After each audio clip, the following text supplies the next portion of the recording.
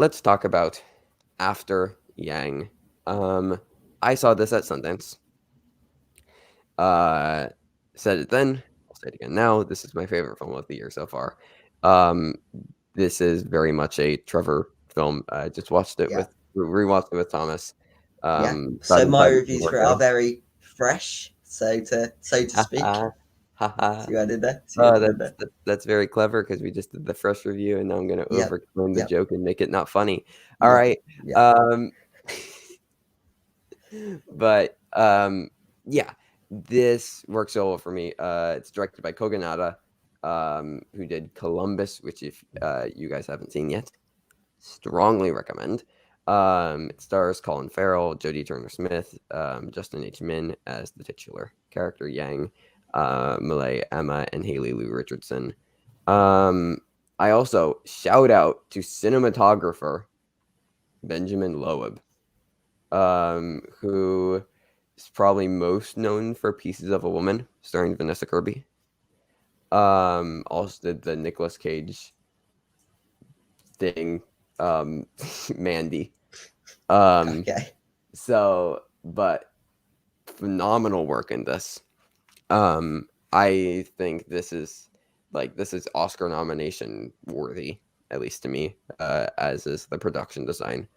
Think it's really incredible. It's about um, Colin Farrell is like having to explore through memories of Yang, a robot, an android that helps his daughter, uh, helps to raise their daughter and helps her connect with her Chinese heritage.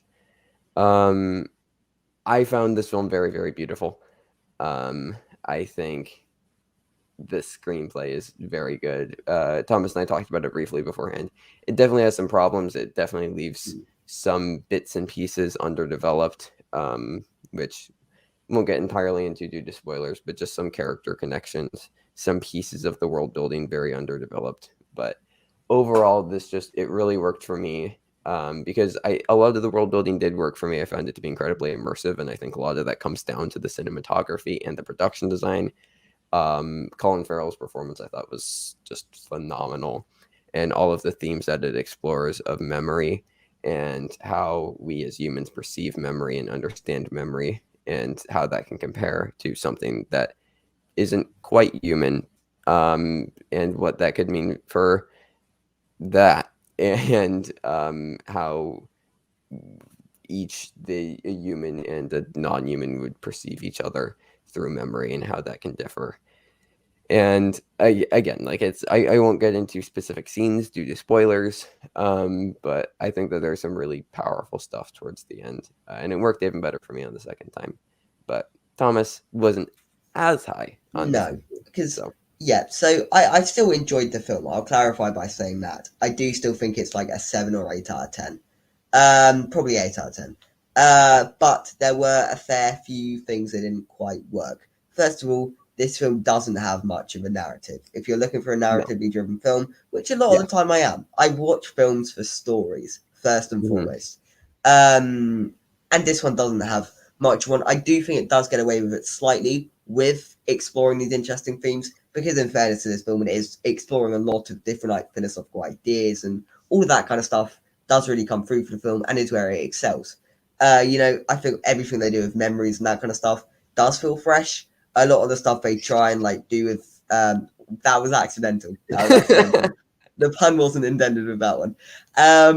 But does feel like unique and different, and does make this movie stand out a bit more. If they were just going for a more sort of basic, what it means to be a human, does this android count, or AI, or do they count as hmm human? If they were just sticking to that, it would have fallen apart, because that they're not bringing anything new to the table on that front.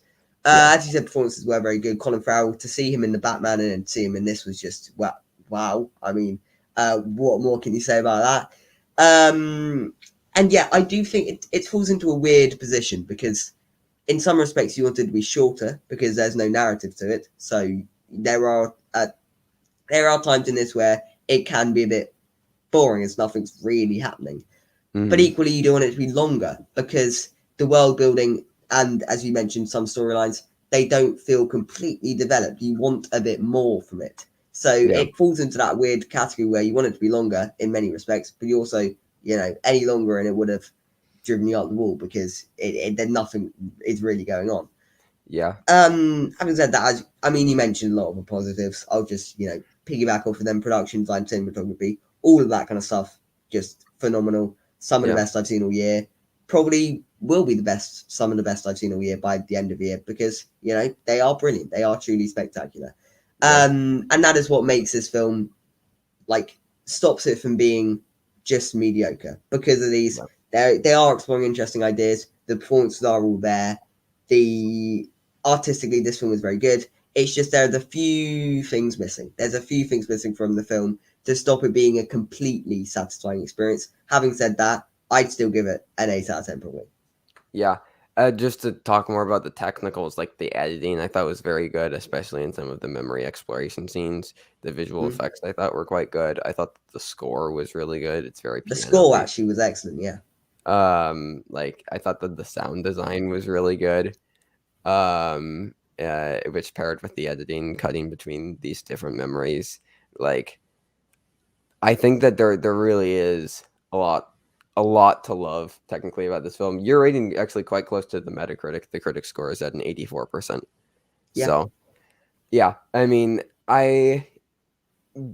it's going to be very hard to imagine that this film won't be in my top 10 at the end of the year. I would defend that I think that there is a bit of a narrative.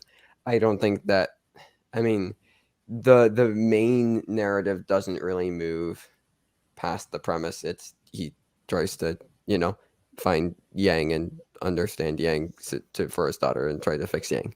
Like that's, you Google what's after Yang about, and the plot synopsis on Google just basically tells you the Yeah. main narrative. But I think that the real narrative comes in through Yang's memories as we explore Yang's memories. And that's where some of the strongest narrative pieces come from. So I'd argue a little bit that there isn't a narrative.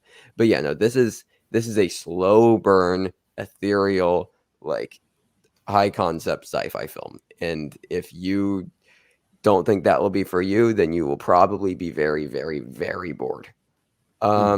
Which is fine. This isn't going for everybody. No, exactly. But it feels very A24, and I, I kind of love A24. So Mm, this really did work for me. You gave it an 8. I'm gonna put it at a strong 9.5. Okay. Just a couple of things that we mentioned holding it back slightly, but it is currently my number one of the year, just ahead of Cha-Cha Real Smooth, uh, and after actually Fresh Okay. is also up there. So that is our review of After Yang, though, film that I think that we both really liked. I obviously liked it a bit more, but Yeah. I had more problems with it, definitely, structurally and like fundamentally to do with the film. But yeah, equally, there is a lot to like. Like, you can't deny the good yeah, parts are excellent.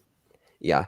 I also think that you'll find that the film has a lot of staying power. Stay power, yeah. It's gonna That could well be. it's gonna stick with you for a long, like, because initially I had Cha-Cha Real Smooth as my favorite of the year, because I watched After Yang first at Sundance, so saw After Yang, and I was like, oh, this is my favorite, and watched Cha-Cha Real Smooth. I was like, oh, this is my favorite, but After Yang stuck with me Mhm. a lot more than Cha-Cha Real Smooth. It's really hard. I at least I have found it very hard to get it out of my head.